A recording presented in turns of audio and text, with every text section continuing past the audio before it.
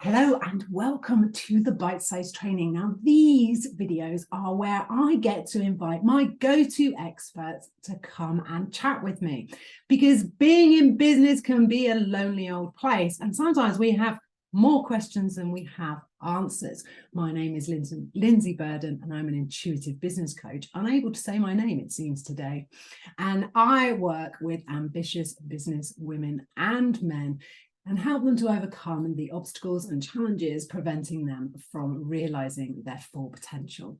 And today I have with me Alice O'Neill, who I met at a Federation of Small Businesses event. And I can't decide whether to introduce you first or get you to tell us where you're sitting. But let me start with the introduction and then we'll talk about where you're sitting. So Alice's business is called Ace Design and Education, and she will build your website for you, or she will teach you how to do it. And this teaching element, I'm sure Alice will tell me if I'm wrong, really comes from, I was reading that you've been teaching since you were 14 years of age when you first started as an assistant swim teacher. And so from a very early age, it's been clear to you that you love helping others achieve their goals. So before we get started, Alice, you're sat in Portugal, did you say?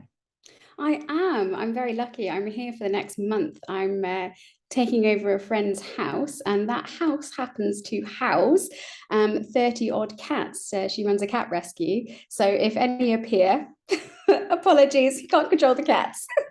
I just love it. I absolutely love it. I'm hoping they'll appear because it'll make it far more entertaining for us and for everyone watching. But tell me, Alice, a little bit about your journey. So we know at age 14 you were already teaching, but tell us a little bit about how you came to be running your own business and helping others create a website that really helps them shine. Yeah, absolutely. So as you said, I sort of started on my path aged 14, although my brothers will tell you I started much earlier, telling them what to do. I started swim teaching, and then from there I actually went on to train as a primary school teacher, which I did for 6 years, both in the UK and actually in the Middle East as well, which was a fantastic experience. And then when I moved back to the UK again, I was looking for something a little bit different, and discovered the World Wide Web from the inside, if you will, and started learning how to build and develop websites. Actually did a course with the Prince's Trust on how to get started with web design, and by the end of that week the person running the course said, please can you come and teach my courses? So I got rumbled, and it's grown from there, and I absolutely love it. Now, we have a title, I guess, for this, and it's called The Wonders of WordPress. Others are available, we should say. Of course, yes. But you particularly love WordPress, don't you? Why is that? I do. Well, it is one of the world leading website platforms. It's very versatile. The reason I like WordPress over things like maybe Wix or Squarespace is that it gives you the room to grow your website as your business grows. Wix, for instance, is a fantastic resource, and it is great at doing what it's built for, which is helping non-developers to produce their own site. And it uses templates, and it keeps you very structured and very safe, which is fantastic. If you don't know anything about code, it's best that you stay away from it. The downside to that is, as your business grows, instead of being able to grow your website, you're then left in the situation where actually you can't add that functionality in because Wix doesn't support it, and your developer can't access the code because Wix doesn't allow it. So you then have to start from scratch. Whereas with WordPress, you can either do it yourself, or you can have a developer build your site for you. And while it takes a little bit longer maybe to understand for a non-developer, you have access to everything. You can access the code if you need to do that later on. You can do front-end building where you just drag and drop different parts. And there are so many different ways of doing it. So it's definitely my preference.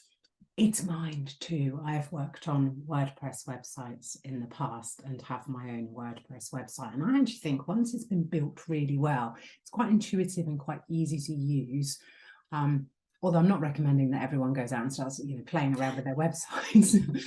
But as long as you have a good sense of what you're doing, I think it's a really nice, intuitive and easy platform to use when it's built really well in the first place. And I think that's part of the challenge, isn't it?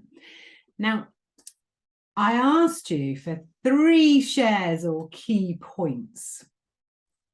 And I think you've come up with 3 brilliant ones here.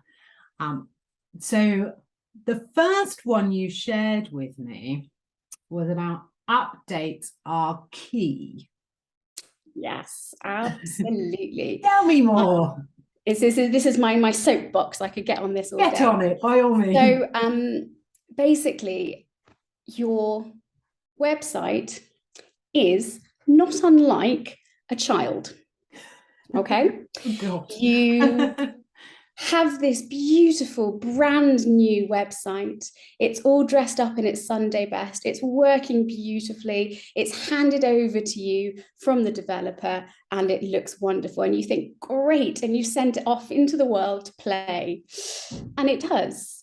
And it gets dirty and it tears the knees of its trousers. And you suddenly think, hang on a minute. This is suspiciously quiet. What's going on? And you go out and you find your beautiful, pristine website is maybe not quite so beautiful and pristine anymore. It's really important to keep an eye on your website, just as it is important to keep an eye on your children.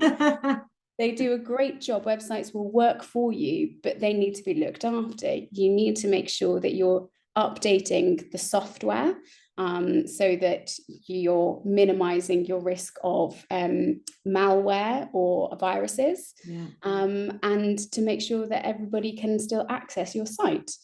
You also need to just go on there every now and again and refresh your images, refresh your text, keep things inviting for your visitors.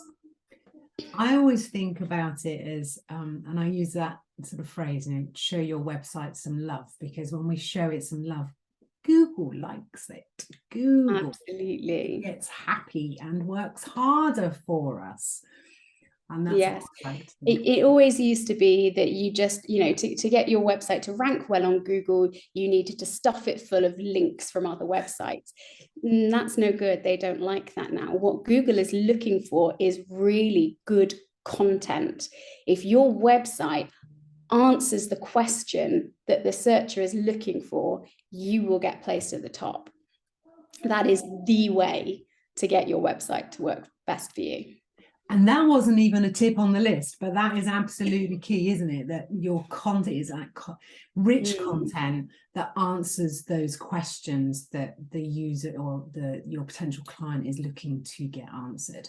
So updates are absolutely key. And you touched there both on sort of the more back end, the techie stuff, and content. And you mentioned images, which was tip number 2, which you've already kind of mentioned, but you said choosing the right images on my notes here. Yes, absolutely. It's really interesting because you can Google an image. And when you Google an image, it will tell you how many times it has found this image on the web. So my key tip is try to minimize your use of stock imagery. Well, first of all, don't be going and stealing somebody else's image and putting it on your website, because you will get into a whole host of copyright violations. Don't do that. Tip number 1, make sure that you own or have the license to use the image. And 2, you want to use your own images. You want to use images that showcase you and your business, your products, or your services, because they are what tell your story. Having a stock image of some gentleman in a shirt and tie looking at a computer has no soul to it, has no resonance between yourself and your visitor, your potential client. And that's what you want to create. You want to create that emotional link. You're touching on quite a few things there, and actually for me, sometimes I think we forget that our website is that connection, and I love that you use that soul connection it is. And if you're using images that are not connected to you or not related to you, it becomes soulless. And that's the same as the content. It's getting that content that really connects with your audience and creates that connection, so they want to take the next step or the next action. And although we haven't, you haven't mentioned it on your notes, I think that's quite important as well. I imagine you'll agree. I hope you'll agree that we need to think about what we want our websites to do. And I know I've been guilty in the past of going, it's just a shop window, so they know that I'm credible, you know that I exist. And actually, well, how wrong was I? Because it's so much more than that. And we want to think of our websites as so much more than that. And we've used those words, connection, soul, and that's what you can achieve through your website. And obviously images are a really great way of doing that, but content and great copy as well. And for anyone thinking that, oh, it never happens, nobody ever gets told off for copyright issues around images, I know 2 people that did. So it does happen. Please, it does happen. And actually there are some fabulous places where you can get great images, which you can then use. I know there's a couple that I use. Pixabay is one of my favorites, Unsplash is another, and you can use those. But what you're saying, be really, really careful about using those stock images. Yeah. Because they've probably been used a lot. Yeah, absolutely. And you want to be intentional with the image that you're choosing. Why are you choosing this image? What does it say about your business? What does it say about you? What is its purpose? What is it doing there? If it doesn't have a purpose other than to look pretty, probably shouldn't be on your website. I love that.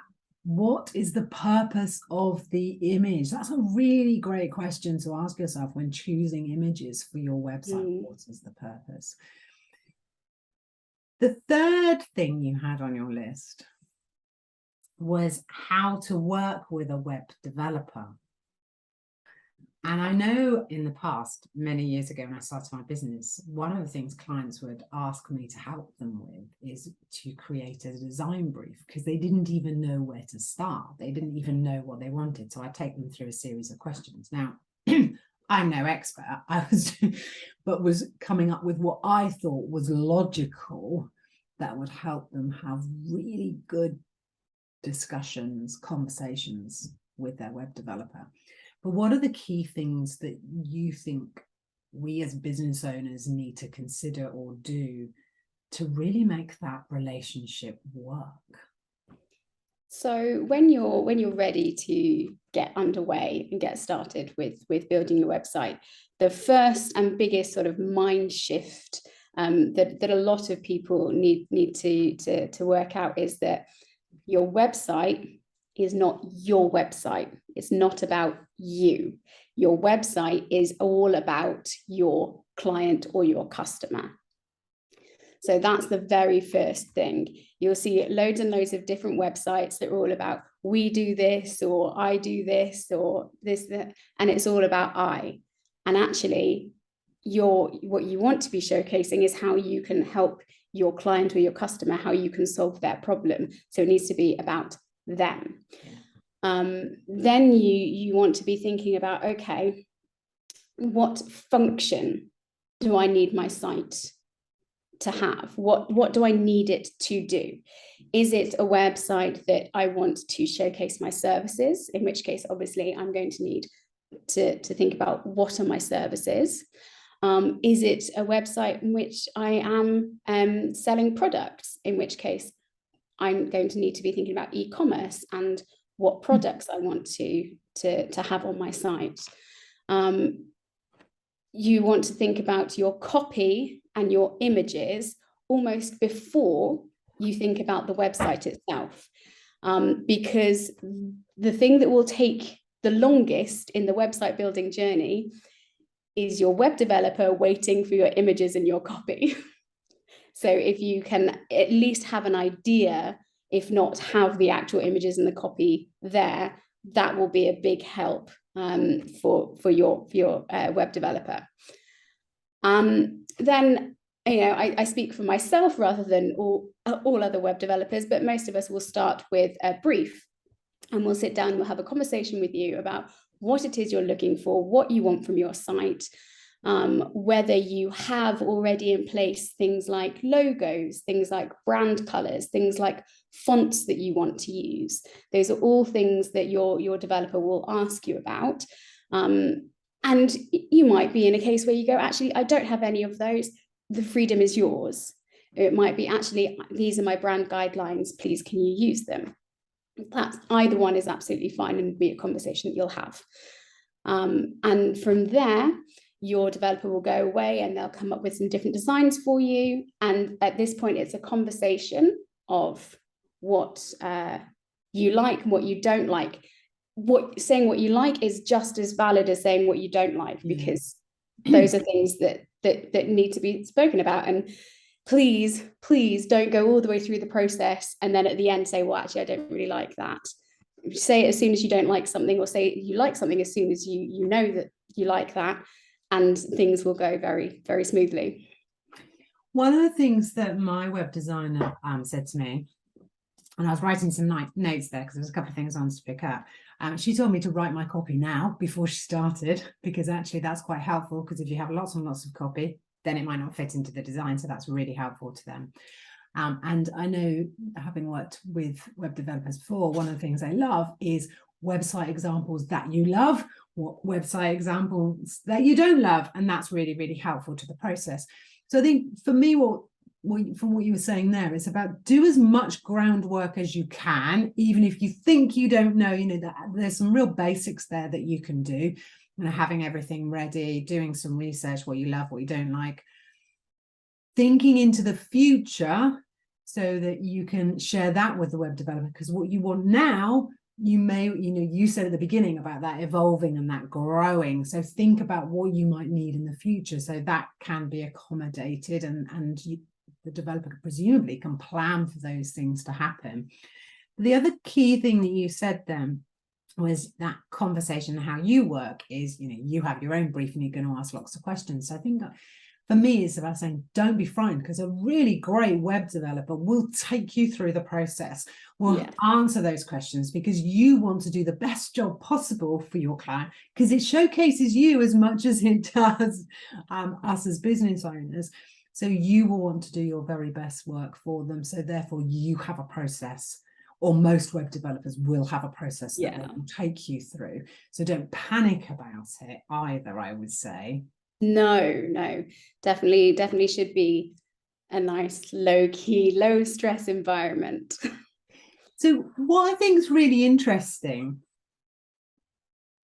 is how you're quite unusual in that you'll build the website for me, or you'll teach me how to do that. Where has that come from, and what's the thinking behind that? Because it's really unusual. It is quite unusual, and it basically stems from the fact that I still love teaching, and you can't take the teacher. You might take the teacher out of the classroom, but you can't take the teacher out of the teacher. And I've found, speaking to lots of different people, you have people who just want to say, hey, you're the expert, this is what I want, please go away and make it. And that's absolutely great and fine. And you'll have people who say, this is what I want, but I don't want to be keeping on coming back to a developer all the time. I want to be able to do it myself. And so I go, okay, that's fine. We can do that too. And I have a mix of things where I will either have a group course and take people through from start to finish of building a basic website, or I also do one-to-one tuition for people. Okay, I want to be able to do this one thing on my site. Let's book in an hour and can you take me through it? So people work in different ways. I like to have that flexibility and that option for what suits. Do you think, and you did use the word basic then, do you think that, I was being very careful with my words, I was saying, do you think anyone can build a website? Yes, you're nodding. Anyone can build a website. Not everybody's going to build a good website. Anybody can go through the process and learn how to build a site. Your artistic eye and your idea about how things function will determine whether a site looks good or whether a site works well, or ideally both. Yeah. And it's about the attention to detail and really it's maintenance. If you can maintain your site, then you'll be fine. Which goes back to that point one, which is about your updates, isn't it? I always think about it as patching, and I'm sure somebody shared that with me. It's the same as we do updates on our phone and on our laptops and desktops. Yeah, because those patches are really, really important. But also for you, what you were saying earlier is that keeping it updated is also the content and the images and showing it some love, as I like to call it, so that absolutely, yeah, it works for you. Why do you think, I mean, I just think about sort of my own website journey. I built my first on WordPress with no help. Well, I did. I had YouTube, which I actually created. I took a WordPress blog and I made it look like a website because I didn't think I could create a website. And I know how challenging that was. And eventually I went, I'm using a huge amount of time here and this isn't good use of my time.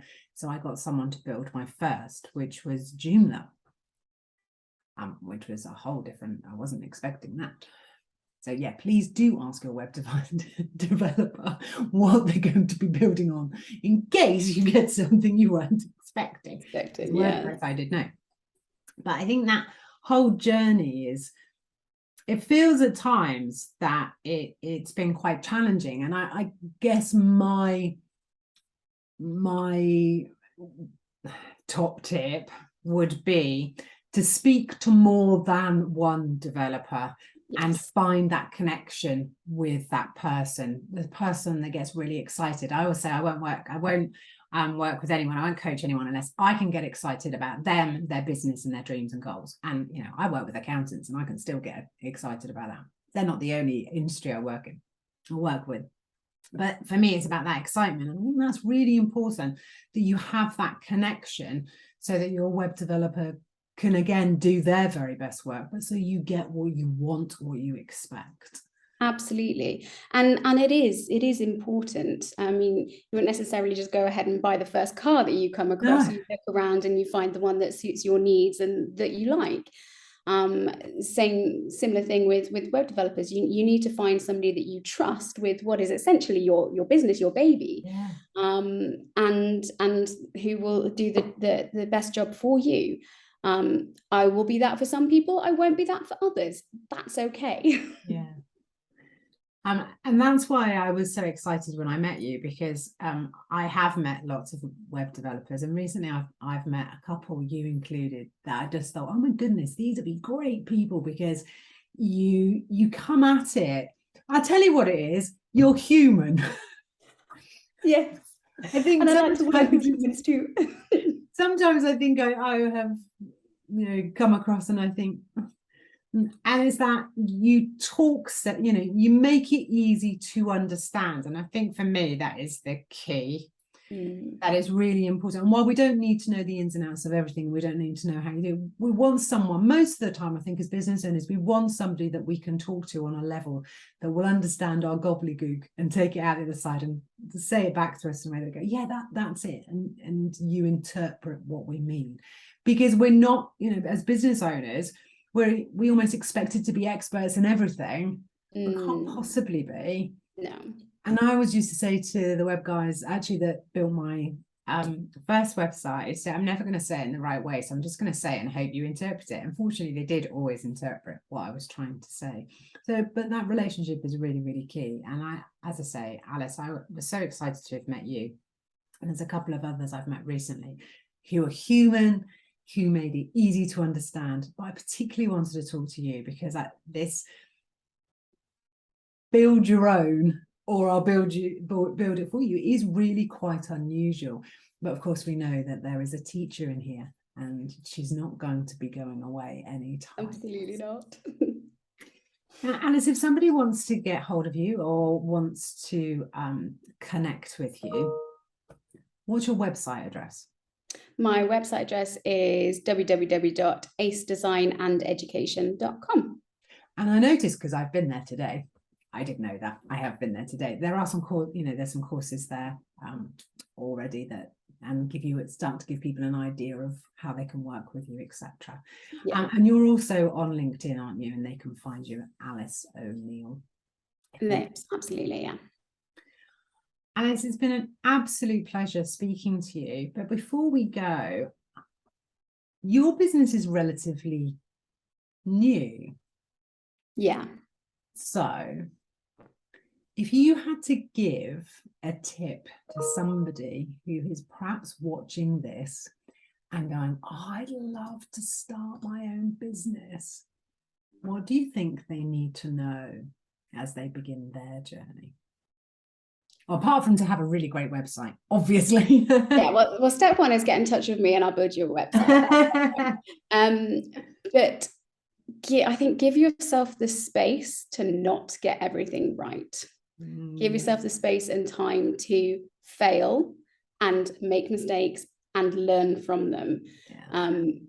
Because if you never fail at anything, then you're a seriously scary person.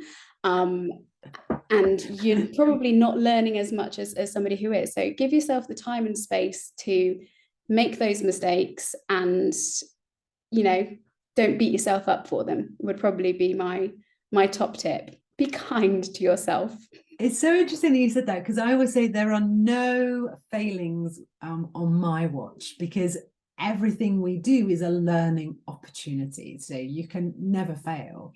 And actually, you need to keep trying things, and you need to find out what works for you and what doesn't work for you. And in doing that, you will meet the most incredible people that will support you along the way of your journey. Yes, I have to say the people that I've met through networking, through my business adventure, are some absolutely wonderful people who are going to be friends for life. So yeah, go for it. It's a great journey. It is a great journey. You are absolutely right. Alice, thank you so much for joining me today. I'm really disappointed, though, that no cats turned up. She's fast asleep just over there, and I've got one fast asleep on my feet as well. We've sent them all to sleep. So thank you so much for joining me. It's been a fabulous conversation with you, and we've shared some great tips, way more than the 3 that we had on our notes. But updates are key. Choose the right images and really do the work in preparation for connecting with that web developer. And I think the key one for me was write your copy and get your images. Yeah. If you want your website published, they're the things you really, really need. And for me, it's absolutely about finding the right person that you really connect with and gets you and gets your business and wants to help you through. Alice, thank you so much for your time this morning. Thank you very much for having me.